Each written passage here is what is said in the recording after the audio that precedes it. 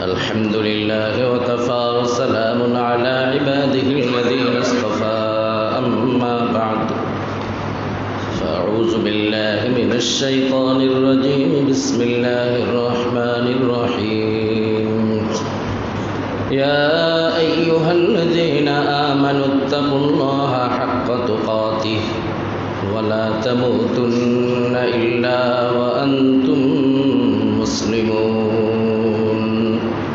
صدق الله مولانا العظيم وعن عبد الله بن عمرو بن العاص رضي الله تعالى عنه قال قال رسول الله صلى الله تعالى عليه وسلم المسلم من سلم المسلمون من لسانه ويده والمهاجر من هجر ما نهى الله عنه والمؤمن من أمنه الناس على دمائهم وأموالهم أو كما قال النبي عليه الصلاة والسلام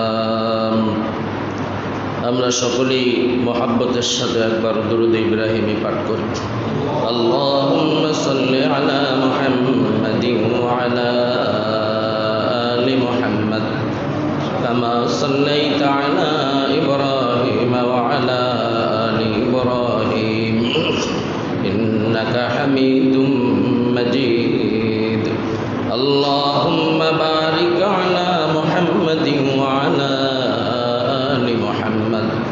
كما باركت على إبراهيم وعلى آل إبراهيم إنك حميد مجيد الحمد لله আল্লাহ সুবহানাহু ওয়া তাআলা আমাদেরকে আল্লাহ পাকের হুকুম জুমার নামাজ আদায়ের উদ্দেশ্যে অন্য ভাইদের তুলনায় আগে এসে আল্লাহর ঘর মসজিদে হাজির হয়ে আল্লাহ তাআলার মেহমানদের কাতারে শামিল হওয়ার তৌফিক দান করেছেন। এজন্য আমরা শুকরিয়া আদায় করি, বলি আলহামদুলিল্লাহ। মুসলমান ঈমানওয়ালা যতবার আল্লাহর ঘর মসজিদে যাবে ততবার আল্লাহ তাআলার দাওয়াতি মেহমানদের কাতারে তার নাম উঠে যাবে। সুবহানাল্লাহ। আল্লাহ তাবারাকা ওয়া তাআলা জান্নাতে ততবার তার জন্য মেহমানদারি তৈরি করতে থাকবেন। ভোগ করব আমরা ইনশাআল্লাহ একসঙ্গে জান্নাতে গিয়ে। বুখারী শরীফে সংকলিত হাদিস قال رسول الله صلى الله تعالى عليه وسلم من غدا إلى المسجد أو راح كلما غدا أعد الله له نزله من الجنة كلما غدا أو راح সকাল হোক সন্ধ্যা হোক দিনের যে কোনো বেলা দৈনিক 5 বার যে সকল মুসলমান নামাজি মুসলমান নামাজ পড়ার উদ্দেশ্যে আমরা মসজিদে আসি, আল্লাহ তাআলা আমাদের যাদেরকে আসার তৌফিক দেন অনেক বড় ভাগ্যবান ওই সকল মুসলমান, সীমাহীন ভাগ্যবান, সীমাহীন কিসমতওয়ালা। তো যতবার আল্লাহর বান্দা আল্লাহর ঘর মসজিদে হাজিরি দিবে ততবার রব্বুল আলামিন জান্নাতে তার জন্য মেহমানদারি প্রস্তুত করবেন। সুবহানাল্লাহ। মেহমানদারির ইন্তজাম করবেন। মেহমানদারি এগুলি তৈরি হইতেই আছে। দুনিয়ার আসবাব নষ্ট হয়, গান্দা হয়, কিন্তু জান্নাতের কোনো জিনিস গান্দা হবে না, জীবনেও কোনো জিনিস নষ্ট হবে না। তো জান্নাতে রব্বুল আলামিন যেই মেহমানদারির ব্যবস্থা নামাজি মুসলমানের জন্য করতেছেন এটা তো আজীবন থাকবে ইনশাআল্লাহ। কিয়ামত পর্যন্ত এটা জমা হতে থাকবে। জান্নাতে গিয়ে নামাজি মুসলমান একসঙ্গে ভোগ করবেন ইনশাআল্লাহ। আল্লাহ তাআলা আমাদেরকে বেশি বেশি আল্লাহর ঘর মসজিদে আসা যাওয়ার, হাজিরি দেওয়ার তৌফিক নসিব ফরমান, আমিন। প্রিয় উপস্থিতি, আমি আপনাদের সম্মুখে পবিত্র কোরআনে কারীমের সূরা আলে ইমরানের 102 নং আয়াতে কারীমা তেলাওয়াত করেছি। হযরত আল্লাহ রাব্বুল আলামিন কোরআনে কারীমে ইরশাদ ফরমান, ইয়া আইয়ুহাল্লাযীনা আমানুত্তাকুল্লাহা হাক্কা তুকাতিহি ওয়া লা তামুতুন্না ইল্লা ওয়া আনতুম মুসলিমুন। হে ঈমানদারগণ, হে মুমিনগণ, হে বিশ্বাসীগণ, ইত্তাকুল্লাহা হাক্কা তুকাতিহি, তোমরা আল্লাহকে ভয় করার মতো ভয় করো। যেভাবে আল্লাহকে ভয় করা উচিত যেভাবে আল্লাহ তাবারক ওয়া তাআলাকে ভয় করা দরকার ঠিক সেভাবেই ভয় করতে থাকো। হককে তাকওয়া, ভয় করার মতো ভয় করো, এমনি কোনো রকম ভয় নয়, যেভাবে আল্লাহকে ভয় করা উচিত, যেভাবে আল্লাহর ভয়ে, আখিরাতের ভয়ে, পরকালের ভয়ে, জাহান্নামের শাস্তির ভয়ে, কবরের আযাবের ভয়ে গুনাহ থেকে দূরে থাকা দরকার, সেভাবে তোমরা গুনাহ থেকে দূরে থাকো। পরিপূর্ণভাবে আল্লাহকে ভয় করো, ভয় করার মতো ভয় করো। হককে তাকওয়া এর ব্যাখ্যা কি? তাফসীরে বাহরে মুহীতের মধ্যে রয়েছে। হযরত আব্দুল্লাহ ইবনে মাসউদ রাদিয়াল্লাহু তাআলা আনহু, হযরত রবি', কাতাদা, হাসান বসরি রাহিমাহুমুল্লাহ, এই সকল বুজুর্গ সাহাবী এবং তাবেঈন থেকে বর্ণিত, তারা বলেন যে হযরত রাসূল করিম সাল্লাল্লাহু তাআলা আলাইহি ওয়াসাল্লাম থেকে হককে তাকওয়ার যে ব্যাখ্যা বর্ণিত হয়েছে, আল্লাহর রাসূল সাল্লাল্লাহু আলাইহি ওয়াসাল্লাম ইরশাদ ফরমান যে হককে তাকওয়া এর ব্যাখ্যা হলো যে সর্বদা, সর্বহালাতে, সর্ব অবস্থায় আল্লাহ তাআলাকে ভয় করা, আল্লাহ তাআলার ভয় করা, আল্লাহ তাআলার সর্বকাজে আল্লাহর আনুগত্য করা, আল্লাহ তাআলার আনুগত্যের বিপরীত কোনো একটা কাজও না করা। এটা হলো হককে তাকওয়া, প্রকৃত তাকওয়া, হাকিকি তাকওয়া।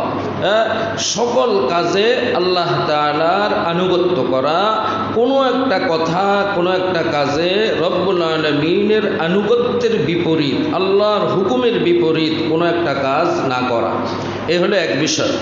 আরেক বিষয় হলো যে সর্বহালাতে, সর্ব অবস্থায় আল্লাহকে স্মরণে রাখা, সর্বহালাতে, সর্ব অবস্থায় আল্লাহ তাবারক ওয়া তাআলাকে স্মরণে রাখা, এক মুহূর্তের জন্য আল্লাহকে না ভুলা, কখনো আল্লাহ তাআলার কথা ভুলে না যাওয়া। 3, সর্ব অবস্থায় রব্বুল আলামিনের শুকরিয়া আদায় করা, কৃতজ্ঞতা জ্ঞাপন করা, কোনো কাজে, কোনো অবস্থাতে আল্লাহ তাআলার নাশুকরি না করা। এই 3টা বিষয়ের নাম হলো হককে তাকওয়া। সকল কাজে, আমি আবারও বলতেছি, আপনারা একটু খেয়াল করে শুনেন। হককে তাকওয়ার ব্যাখ্যা হলো যে সকল কাজে আল্লাহ তাআলার পূর্ণ আনুগত্য করা, কোনো একটা কাজে আল্লাহ তাআলার আনুগত্যের বিপরীত কোনো কাজ না করা।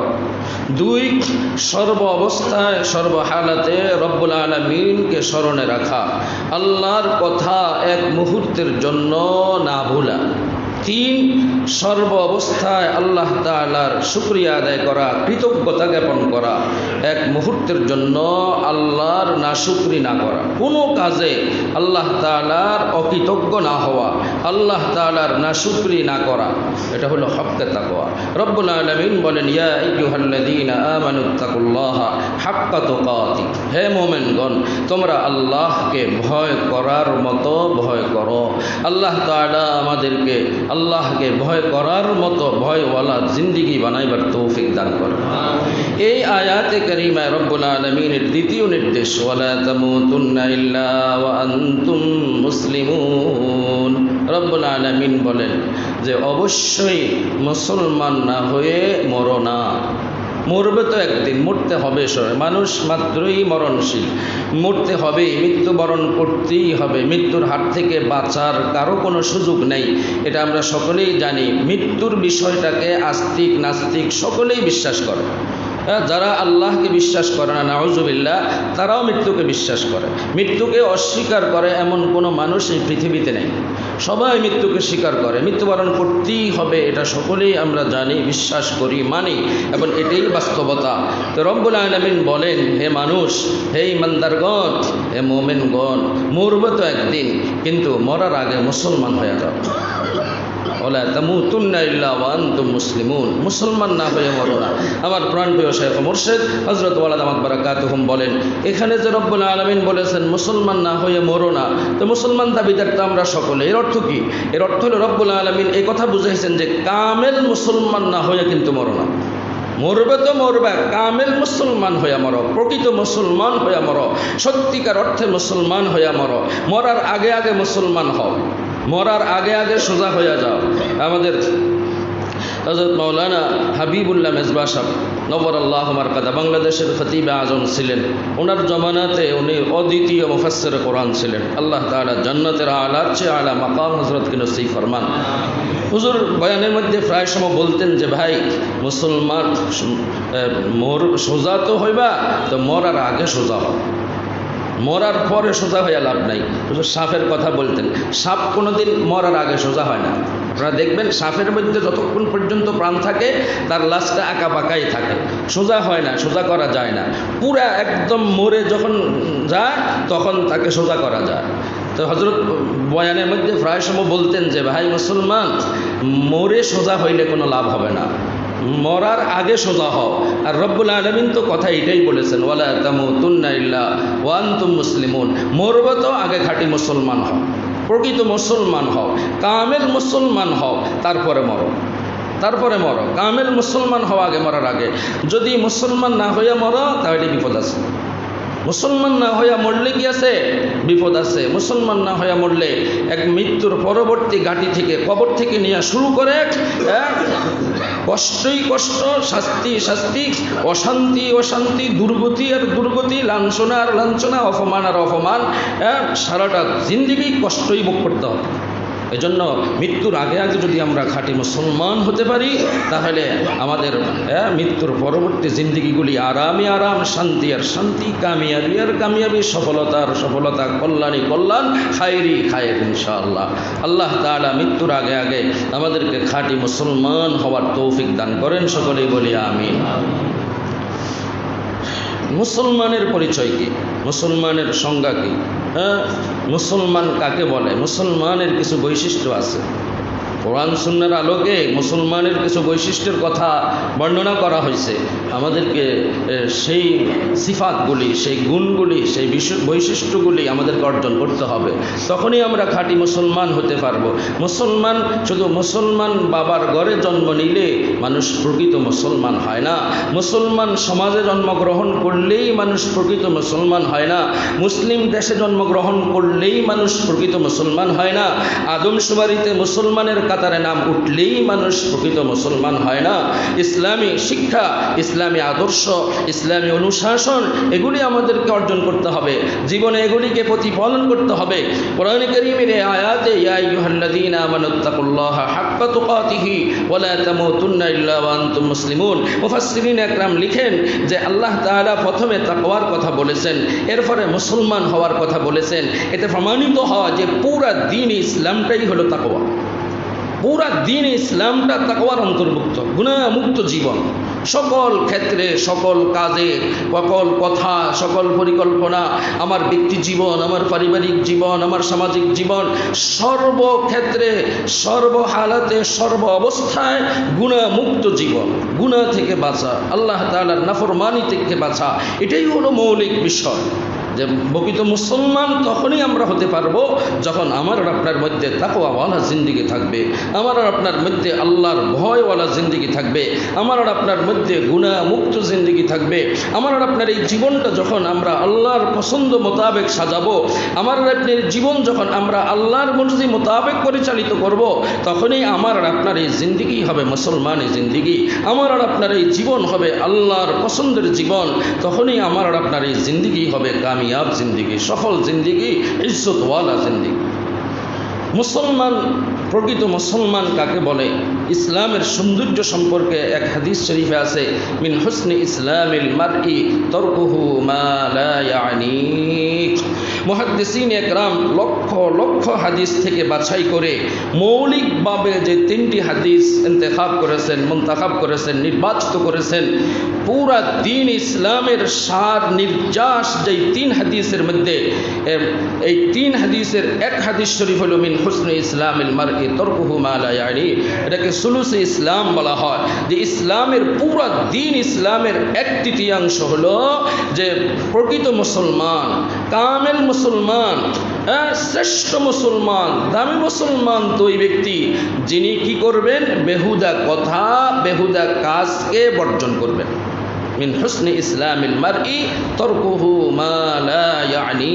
কামেল মুসলমানের পরিচয়, প্রকৃত মুসলমানের পরিচয়, উন্নত মুসলমানের পরিচয়, শ্রেষ্ঠ মুসলমানের পরিচয় হলো যিনি বেহুদা কথা, বেহুদা কাজকে পরিহার করবেন, বর্জন করবেন। যেই কথা তার দিন দুনিয়ার কোনো ফায়দা নাই, কোনো কল্যাণ নাই, কোনো লাভ নাই, এমন কথা, এমন কাজ যে মুসলমান পরিহার করবেন, বর্জন করবেন, তরক করবেন, ত্যাগ করবেন, পরিত্যাগ করবেন, তিনি হলেন সুন্দর মুসলমান, তিনি হলেন আল্লাহর দরবারে কামেল মুসলমান, তিনি হলেন প্রকৃত মুসলমান। আল্লাহ তাআলা আমাকে, আপনাদেরকে, সারা পৃথিবীর মুসলমানদেরকে, ঈমানওয়ালাদেরকে জিন্দেগিতে যত বেহুদা কথা আর বেহুদা কর্ম, বেহুদা কাজ আছে, সব কিছুকে আল্লাহর জন্য পরিত্যাগ করার আল্লাহ আমাদেরকে তৌফিক দান করেন। এই হলো এক হাদিসে ইসলামের সৌন্দর্যের পরিচয়, কামেল ইসলামের পরিচয়, সুন্দর মুসলমানের পরিচয়, উন্নত মুসলমানের পরিচয়, শ্রেষ্ঠ মুসলমানের পরিচয়। মিন হুসনি ইসলামিল মারই তরকুহু মা লা ইয়ানি।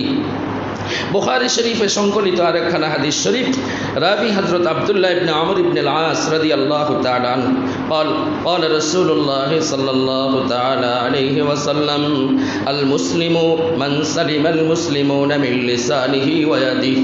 প্রকৃত মুসলমানের পরিচয় এখানেও আল মুসলিমের অর্থ হলো মুসলিমে কামেল, কামেল মুসলমান, প্রকৃত মুসলমান, শ্রেষ্ঠ মুসলমান, দামি মুসলমান, উন্নত মুসলমান ওই মুসলমান মান সালিমাল মুসলিমুনা মিন লিসানিহি ওয়া ইয়াদি, যার জবান এবং হাতের অনিষ্টতা থেকে অন্য মুসলমান নিরাপদে থাকে। এটা হলো মুসলমানের পরিচয়, মুসলমানের সংজ্ঞা। আমার প্রিয় ভাইয়েরা, আমরা ভালো করে জেনে রাখি। অত এই হাদিস শুনছি জীবনে অনেকবার, আবারও শুনি। ওয়াদাক্কির ফাইন্নায যিকরা তানফাউল মুমিনিন। রব্বুল আলামিন আল্লাহ রাসূলকে বলেন, হে রাসূল, আপনি দ্বীনের কথা আলোচনা করেন, সাহাবীদের মজলিসে দ্বীনের কথা বারবার উপস্থাপনা করেন, মুযাকারা করেন। ফাইন্নায যিকরা তানফাউল মুমিনিন। আপনার এই মুযাকারার দ্বারা, আলোচনার দ্বারা ঈমানওয়ালাদের ফায়দা হবে। যার সিনাতে নূর ঈমান আছে, দ্বীনের কথা যতবার শুনবে তার ফায়দা হবে। দ্বীনের কথা, ঈমান ইসলামের কথা, কোরআন হাদিসের কথা, আল্লাহ রাসূলের কথা, যার সিনাতে ঈমান আছে সে যতবার দ্বীনের কথা শুনবে তত তার ফায়দা হতে থাকবে। প্রকৃত মুসলমান, কামেল মুসলমান, উন্নত মুসলমান, শ্রেষ্ঠ মুসলমান তো ওই মুসলমান যেই মুসলমানের দ্বারা অন্য মুসলমান কোনো কষ্ট পায় না, যেই মুসলমানের সকল প্রকার অনিষ্ট থেকে অন্য মুসলমান নিরাপদে থাকে। আজকে কি মুসলমানের হাত থেকে মুসলমান নিরাপদ মনে করেন আপনারা? কি বলেন ভাইয়েরা? আজকে কি মুসলমান থেকে নিরাপদ? তাহলে আমরা কি মুসলমান হইলাম? আজকে মুসলমানের অবস্থা কোথায় গিয়া পড়ছে? আজকে ইসলাম আমাদের আমল আখলাকের চরিত্রের অবনতি কোন পর্যায় পর্যন্ত পৌঁছছে? আজকে আমি একজন মুসলমান দাবিদার, কিন্তু আমার অনিষ্ট থেকে আরেক মুসলমান নিরাপদ না। তাইলে আমি কেমন মুসলমান? আমি তো নামে মুসলমান, আদমশুমারিতে মুসলমান, প্রকৃত মুসলমান আমি এখনো হতে পারি নাই। এজন্য রব্বুল আলামিন বলেছেন, প্রকৃত মুসলমান হও, মরার আগে আগে খাঁটি মুসলমান হও। শুধু দাবিদার মুসলমান হলে হবে না, কামেল মুসলমান হও। যে মুসলমান তো ওই ব্যক্তি যার জবান তার কোনো কথার দ্বারা, তার হাতের দ্বারা, তার পায়ের দ্বারা, তার অঙ্গ প্রত্যঙ্গের দ্বারা, তার কোনো আচার আচরণের দ্বারা অন্য মুসলমান কষ্ট পাবে না, সম্পূর্ণ নিরাপদে থাকবে, সেই হলো প্রকৃত মুসলমান। আজকে আমরা জবানের দ্বারা এক মুসলমান আরেক মুসলমানকে কষ্ট দিতেছি, গালিগালাজের দ্বারা এক মুসলমান আরেক মুসলমানকে কষ্ট দিতেছি, গীবত শিকায়াতের দ্বারা এক মুসলমান আরেক মুসলমানকে কষ্ট দিতেছি, এক মুসলমানের বিরুদ্ধে মিথ্যা অপবাদের দ্বারা তাকে কষ্ট দিতেছি।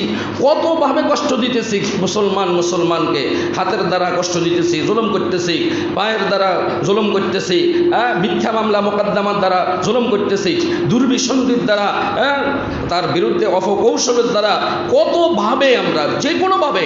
এখানে হাদিস শরীফে জবান আর হাতের কথা এই জন্য বলা হয়েছে যে জবান আর হাতের দ্বারা মানুষকে কষ্ট বেশি দেয়। মুহাদ্দিসিন একরাম বলেন, এখানে উদ্দেশ্য হলো যে কোনোভাবে, যে কোনো উপায়ে, শুধু জবান আর হাত সীমিত নয়, মানুষ তার জবানের দ্বারা হোক, হাতের দ্বারা হোক, পায়ের দ্বারা হোক, কলা কৌশলের দ্বারা হোক, যে কোনো উপায়ে, যে কোনোভাবে, যে কোনো চক্রান্তের দ্বারা হোক, যে কোনোভাবে অন্য মুসলমানকে যে কষ্ট দিবে, আল্লাহ রসুলের সিদ্ধান্ত অনুযায়ী সে এখনো কামেল মুসলমান হতে পারে নাই। তাহলে আমরা নিজেরা নিজেদের ফয়সালা করি। রাসূলুল্লাহ সাল্লাল্লাহু আলাইহি ওয়াসাল্লাম বলছেন, ইস্তাফতি কলবাকা ইস্তাফতি নফসাকা। হে আমার উম্মতেরা, মুফতি সাহেবের কাছে যাবার আগে তোমার মধ্যে আল্লাহ তাআলা যে একটা বিবেক দিছে, তোমার বিবেককে তুমি প্রশ্ন করো। তোমাকে আগে তুমি প্রশ্ন করো যে আমি কোন পর্যায়ের মুসলমান, আমার ইসলামের অবস্থান কোন পর্যায়ে। এটা আমরা প্রত্যেকেই নিজের সিদ্ধান্ত নিজেই নিতে পারবো। একটু যদি চোখ বন্ধ করে আমি আমার জীবনটার দিকে তাকাই, আমার অতীত জীবনের পৃষ্ঠাগুলি যদি একটু উল্টাই, আমাকে নিয়ে যদি আমি একটু ভাবি, তাহলে আমি আমার সিদ্ধান্ত দিতে পারবো, আরেকজনের কাছে যাওয়া লাগবে না। আমরা প্রত্যেকেই একটু চিন্তা করি যে কোরআন হাদিসের আলোকে আমাদের অবস্থান কোথায়। আল মুসলিমু মান সালিম আল মুসলিমুনা মিন লিসানিহি ওয়া ইয়াদি। আল্লাহর হাবিব ইরশাদ ফরমান, ওয়াল মুহাজিরু মান হাজারা মা নাহাল্লাহু আনহু। প্রকৃত মুহাজির তো ওই ব্যক্তি যে আল্লাহ তাআলার নিষিদ্ধ কাজসমূহকে ত্যাগ করে, পরিত্যাগ করে।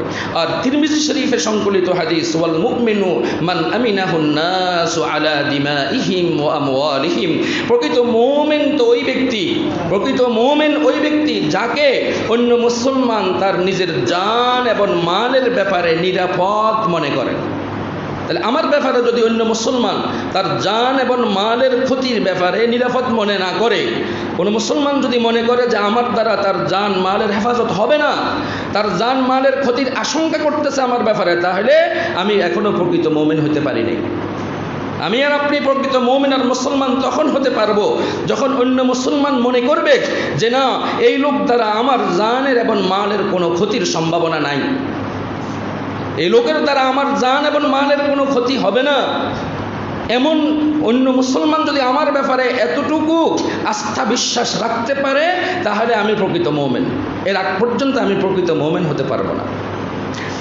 মুসলিম শরীফে সংকলিত হাদিস, রাবি হযরত আবু হুরায়রা রাদিয়াল্লাহু তাআলা আনহু, হযরত রাসূল করিম সাল্লাল্লাহু আলাইহি ওয়াসাল্লাম ইরশাদ ফরমান, তিরমিজি শরীফের হাদিস, তিরমিজি শরীফে সংকলিত হাদিস, আল মুসলিমু আখুল মুসলিম, আল মুসলিমু আখুল মুসলিম লা ইয়াখযুলুহু, লা ইয়াখযুলুহু ওয়া লা ইয়াকযিবুহু, লা ইয়াখুনুহু ওয়া লা ইয়াকযিবুহু ওয়া লা ইয়াখযুলুহু।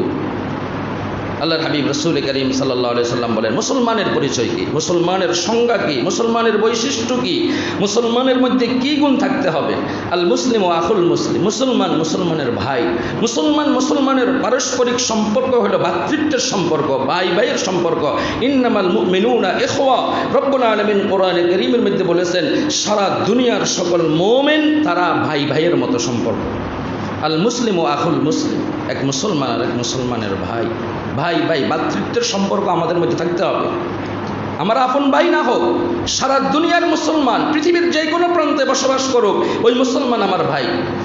আল মুসলিম ও আখুল মুসলিম, আল মুসলিম ও আখুল মুসলিম লা ইয়াখুনুহু। সে কখনো তার খেয়ানত করবে না, কখনো এক মুসলমান আরেক মুসলমানের খেয়ানত করতে পারে না, এক মুসলমান আরেক মুসলমানের আমানতের খেয়ানত করতে পারে না। এক মুসলমানের দ্বারা আরেক মুসলমানের আমানতের হেফাজত হবে, এটাই হলো মুসলমানের বৈশিষ্ট্য, এটাই হলো মুসলমানের বৈশিষ্ট্য।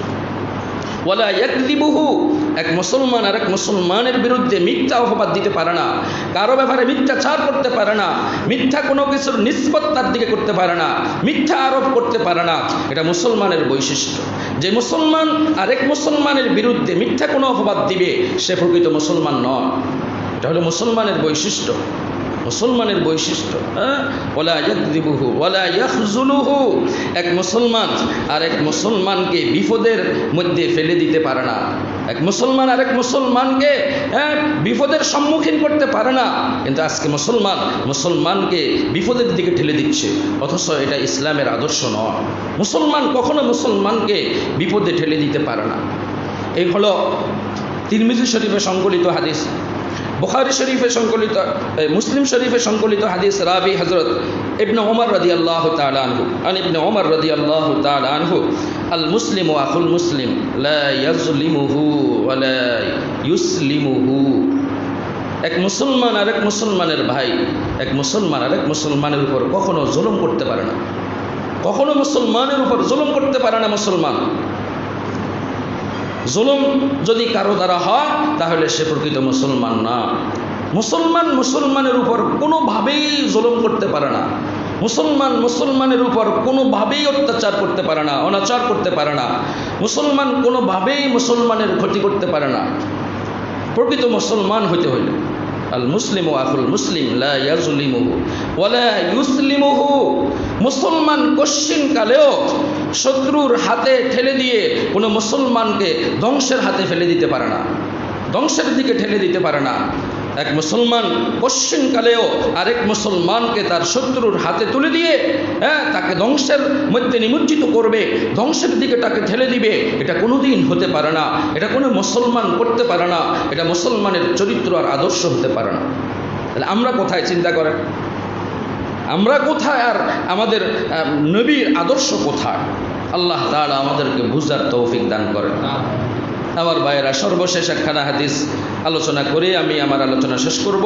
মুসলিম শরীফে সংকলিত হাদিস, রাবি হযরত আবু হুরায়রা রাদিয়াল্লাহু তাআলা আনহু একবার হযরত রাসূল করিম সাল্লাল্লাহু আলাইহি ওয়াসাল্লাম সাহাবায়ে কেরামের মজলিসে জিজ্ঞাসা করছিলেন, মানিল মুফলিসু ফিনা, ও আমার সাহাবীরা বলো দেখি আমার উম্মতের মধ্যে সবচেয়ে বড় নিঃস্ব, সবচেয়ে বড় ফকির, মুফলিস, কাঙ্গাল, মিসকিন, অসহায় কোন ব্যক্তি? এই হাদিসটা খুবই অনুধাবনের বিষয়। এই হাদিসটা অবশ্যই হাদিসটার প্রতি খেয়াল রাখবেন এবং এখন থেকে বাকি জিন্দেগিতে আমল করার চেষ্টা করব আমরা সকলে ইনশাআল্লাহ। মাল মুফলিসু ফিনা, আমাদের মধ্যে নিঃস্ব, অসহায়, মিসকিন, কাঙ্গাল, ফকির কে? প্রশ্ন করলেন। হঠাৎ করে একদিন রাসূল করিম সাল্লাল্লাহু আলাইহি ওয়াসাল্লাম সাহাবা একরাম স্বাভাবিক নিয়ম অনুযায়ী জবাব দিলেন, আল মুফলিসু ফিনা মান লা দিরহাম লাহু ওয়ালা মাতা। ইয়া রাসূলুল্লাহ, আমাদের সমাজের নিয়ম অনুযায়ী তো আমরা ফকির, মিসকিন, কাঙ্গাল, অসহায় মনে করি যার কোনো ধন সম্পদ নাই, টাকা পয়সা নেই, সহায় সম্পদ নাই। কি বলেন, আমাদের সমাজে আমরা কাদেরকে অসহায় মনে করি? ফকির, মিসকিন, অসহায়, নিঃস্ব, গরিব কাদেরকে মনে করি বলেন? যাদের কোনো কি টাকা পয়সা, দ্বন্দ্ব, জায়গা জমিন, গাড়ি বাড়ি কিছুই কি নেই। টাকা পয়সা, সহায় সম্পদ বলতে যার কিছু নেই সেই তো মুফলিস নাকি? সেই অসহায়, সেই ফকির, সেই কাঙ্গাল। রাসূল বললেন যে না, আমার উদ্দেশ্য এটা নয়। ইন্নাল মুফলিসা ফিনা, ইন্নাল মুফলিসা ফিনা মান ইয়াতি ইয়াউমাল কিয়ামাতি বিসালাতিন ওয়া সিয়ামিন ওয়া যাকাতিন। ও আমার সাহাবীরা শুনো, আমার উম্মতের মধ্যে সবচেয়ে বড় নিঃস্ব, সবচেয়ে বড় অসহায়, সবচেয়ে বড় গরিব, সবচেয়ে বড় মিসকিন, সবচেয়ে বড় কাঙ্গাল ওই ব্যক্তি হবে কাল কিয়ামতের ময়দানে, যেই ব্যক্তি, যেই মুসলমান, যে ঈমানওয়ালা অনেক নামাজ নিয়ে আসবে, অনেক রোজা নিয়ে আসবে, অনেক যাকাতের আমল নিয়ে আসবে, তার নেক আমলের কোনো ঘাটতি থাকবে না, নেক আমলের কোনো অভাব থাকবে না। দুনিয়ার জিন্দেগিতে অনেক বড় নামাজি ছিল, অনেক বড় রোজাদারও ছিল, অনেক যাকাতের টাকা পয়সা দান খয়রাতও করতো, আমলের কোনো ঘাটতি নাই। ও ভাইরা আমার, আমাদের মধ্যে আমরা অনেকেই এমন আছি যা আমাদের ইবাদতের মধ্যে কোনো ঘাটতি নাই, কিন্তু বিপরীত কিছু আমল আমাদের মধ্যে আছে, সেগুলির কারণে কাল কিয়ামতের ময়দানে আমরা ধরা পড়ে যাব। হুজুর বললেন যে আমার উম্মতের মধ্যে এমন অনেক বান্দা আসবে, নামাজের সওয়াবের কোনো ঘাটতি থাকবে না, রোজার কোনো ঘাটতি থাকবে না, যাকাতের সওয়াবের নেকিরও কোনো ঘাটতি থাকবে না, কিন্তু সাথে সাথে তার মধ্যে এমন কিছু বদস্বভাবও থাকবে, এমন কিছু আমলও সে নিয়ে আসবে যে সে কাউকে প্রহার করছিল, অন্যায়ভাবে কারো গায়ে আঘাত করছিল, অন্যায়ভাবে কারো উপর মিথ্যা অপবাদ দিয়েছিল, বাস্তবতার সাথে কোনো সম্পর্ক নাই, কিন্তু মিথ্যা অপবাদ কোনো মুসলমানের উপর লাগাইছিল, অপবাদ দিয়েছিল, মিথ্যাচার করেছিল, কাউকে গালি দিয়েছিল। কি বলেন, দুনিয়ার জিন্দেগিতে আমরা গালি দেইনি না দেই না? কিরে ভাই, গালি দেওয়ার মতো মুসলমান নামাজি আমাদের মধ্যে আছে না নাই? আছে। নামাজের আমলও আছে, রোজার আমলও আছে, যাকাতের আমলও আছে, কিন্তু আমরা অন্য মুসলমানকে গালি দিই। এরকম স্বভাব যাদের আছে, আমরা কি করি? মিথ্যা অপবাদ দিই, আন্দাজ করে অনুমান করি, কারো উপর একটা দোষ চাপাইয়া দিই। কি বলেন, এরকম মানুষ আছে না নাই দুনিয়াতে? আছে না নাই? আছে। কারো সম্পদ খাইয়া ফেলি, আছে না নাই? সম্পদ খাইয়া ফেলি, আছে না নাই? আছে, সম্পদ খাইয়া ফেলি। কারোর একটা থাপ্পড় দিয়ে দিলাম, এরকম মানুষ নাই? কি বলেন? কথায় কথায় একটা থাপ্পড় লাগাইয়া দেয়, একটা ঘুষা দিয়ে দেয়, একটা থাপ্পড় লাগাইয়া দিল, হ্যাঁ, তার জানের ক্ষতি করলো, কারো মালের ক্ষতি করলো। এই অন্যায় কাজগুলি যেই নামাজি মানুষ, যে রোজাদার মানুষ, যে দান খয়রাতওয়ালা মানুষটা করবে, আল্লাহর হাবিব রাসূল করিম সাল্লাল্লাহু আলাইহি সাল্লাম বলেন যে এই যে পাওনাদাররা বন্দার হক সম্পর্কিত যে বিষয়গুলি, যাকে আমি গালি দিলাম, যার উপর আমি মিথ্যা অপবাদ দিলাম, যাকে আমি একটা থাপ্পড় দিলাম, কারো সম্পদ আমি খেয়ে ফেললাম, কারো জীবনের আমি ক্ষতি করে ফেললাম, এই মানুষের উপর যে কোনোভাবে আমি যদি অন্যায় অনাচার করি, অবিচার করি, হ্যাঁ, জুলুম করি, এই লোকটা কিয়ামতের আদালতে পাওনাদার হিসেবে উপস্থিত হবে, খোদাই আদালতে। আল্লাহর হাবিব বলেন তখন আল্লাহ রাব্বুল আলামিন এই নামাজি মানুষটার নামাজের সওয়াব কোনো এক পাওনাদারকে দিয়ে দিবেন, রোজার সওয়াব কোনো এক পাওনাদারকে দিয়ে দিবেন, যাকাতের সওয়াব কোনো এক পাওনাদারকে দিয়ে দিবেন। রাসূল সাল্লাল্লাহু আলাইহি সাল্লাম মৌলিকভাবে তিনটার কথা বলেছেন, হজের কথা নাই, তখন হয়তো হজ ফরজ হয় নাই, হজ ফরজ হয়েছে তো অনেক পরে। তাইলে এখানে যে কোনো ইবাদত দেখা যাবে যে এক এক পাওনাদারকে আমার জিন্দিগির এক এক নেক আমল দিয়ে দেওয়া হবে।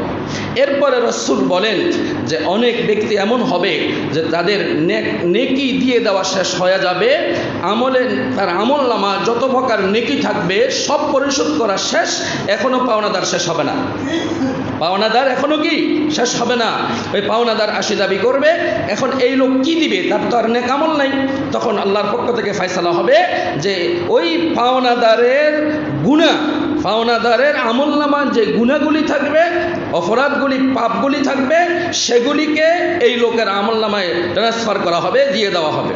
দিয়া এই লোক কি করবে, জীবনে অনেক ইবাদত করছে ঠিক, কিন্তু সাথে সাথে জুলুম করার কারণে, সাথে সাথে বন্দার হক নষ্ট করার কারণে, হ্যাঁ, তার সব নেক আমলগুলি দিয়া ওই পাওনাদারদের বদ আমলগুলি নিজের কাঁধে নিয়ে জাহান্নামে নিক্ষিপ্ত হবে। নাউযুবিল্লাহি তাআলা মিন যালিক।